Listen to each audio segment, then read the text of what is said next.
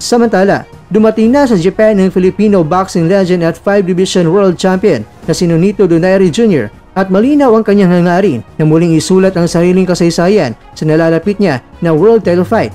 Si Donaire na 23 anyos ay harap sa WBA regular champion na si Tia Tsutsumi ngayong December 17 sa makasaysayang Ryogoku Kokugikan. Matapos tapusin ang kanyang training camp sa Cebu, lumapag si Donaire sa Haneda Airport noong December 10 kasama ang kanyang misis na si Rachel. Suot ang tradisyonal na Japanese-inspired na kasuotan na may karakter na kanji, patunay na kanyang matibay na pagmamahal at respeto sa kulturang Hapon.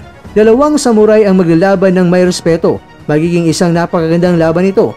Payag ni Donaire habang ipinapakita ang kumpiyansa at determinasyon bago ang malaking sagupan. Sa kabila ng malamig na klima mula sa mainit na Cebu, nagbiro pa ang veteranong kampiyon na bibili muna siya ng makapal na damit na ikinatuwa ng mga mamahayag. Ngunit sa likod ng mga biro ay isang seryosong mandirigma na handang ipaglaban ang kanyang pamana.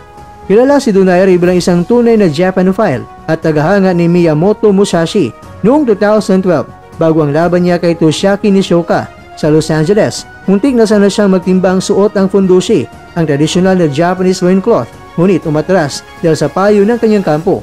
Ngayon, makalipas ang 13 taon, muling nabubuhay ang ideya at sa mismong lupain ng Japan nang tanungin kung posible ang isang fundushi weigh-in